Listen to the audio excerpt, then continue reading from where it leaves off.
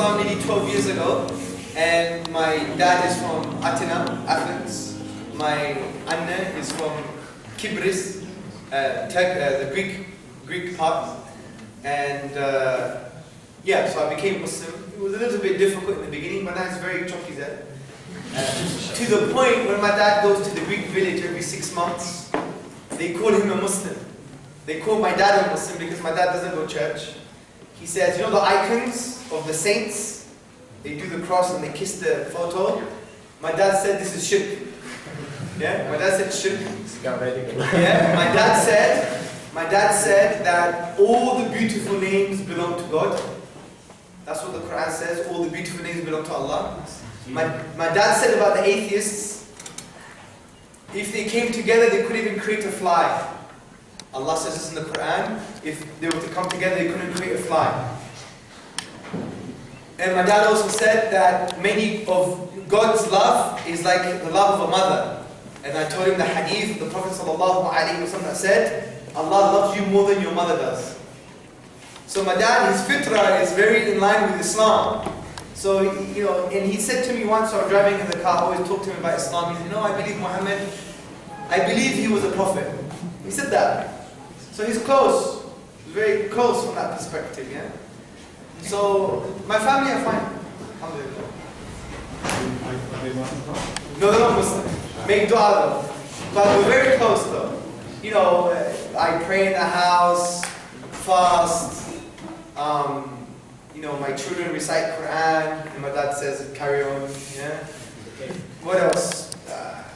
We have discussions, they watch my videos on YouTube, especially my dad and my mother. So we have this kind of relationship, we're very close. And inshallah, may Allah guide them, you know? Could you just elaborate further? For example, there are people who are under pressure, under family pressure, to leave religion. Especially this is difficult for sisters, especially those who wear hijab. I mean, they've become new Muslims in the West, etc. I mean, could you elaborate further about the relationship between these children and their parents, their family? Yeah, it's difficult. It's oppression actually in the family. Yeah, I mean, see, there are many families in Turkey where you have secular parents and practicing children. And it's a problem. I've even seen this. For example, one of my Turkish friends who became practicing, and his dad nearly chucked him out of the house. He said, you can't pray at home, for example, yeah? Because he's very kind of aggressive secular types, yeah? You know, his God is not Allah, his God is some other guy. His picture's around him. So the point is that the first thing we have to realize is no matter who your parents are, obeying and respecting and loving your parents is second to Tawheed. If you look at the Quran, Allah says, worship me, then He says, obey your parents, be good to your parents. Yeah? It's a very critical matter. So you have to really tolerate their harm as much as possible. Obviously you cannot obey them if they tell you to disobey Allah. But everything else, you have to do your best. You have to show that you love them. You have to show them that they shouldn't fear. Because you know, no matter who your parents are, they love you. Even if they worship shaitan, they still love you. I'm telling you, parents, Allah has given parents this gift. Parents love you, and the reason they may fight against you because of your religion or the way you practice is because they're scared. They love you. They think it's bad for you. So it's your job to show them it's good for you. So you have to find ways to show them that Islam is good for you, and also that they shouldn't fear. The way to do that is by empathizing with them and saying, Baba, Anne, I want you to know that I understand why you're like this. Imagine saying that to them. I totally agree why you're angry. I totally agree why you don't want me to be like this. Because I know you love me. And I love you too. And I want to say I love you even more because I've realized what you've done for me from the beginning. I could never repay you. Even Allah tells me I could never repay you. Imagine speaking like this to your dad. He's crying. No matter where he's from. Even if he's from Adam. Yeah? Because apparently Adam and men are quite strong. Yeah? So the point is, what you have to realize is soften their hearts. Understand where they're coming from, and then show them how Islam is very good for them. You know, I remember when my mum was giving me a bit of trouble, I used to write, you know the famous hadith about the keys to paradise at the feet of your mother.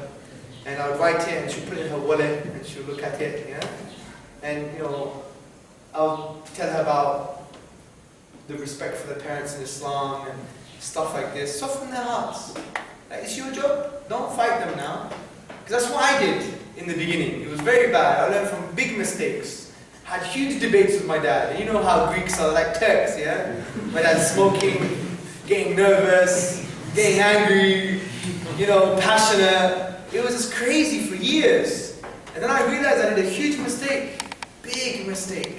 I disrespected him, I treated him bad. It was very, very bad. So then I realized, and I called him one day and I apologized for everything. I said, you're a great man, you've done so much for me, I love you, and I know you love me. And you know, I tried to change the power dynamics of the relationship. So this is what we have to do. We have to take back the power of the relationship with our parents so we could basically connect with them again. And the way to do that is to understand where they're coming from, appreciate where they're coming from, reaffirm their love, and then after show them slowly how Islam is actually good for you. You have to do that. You've got no other choice. What are you going to do? Argue every day? And don't attack their idols.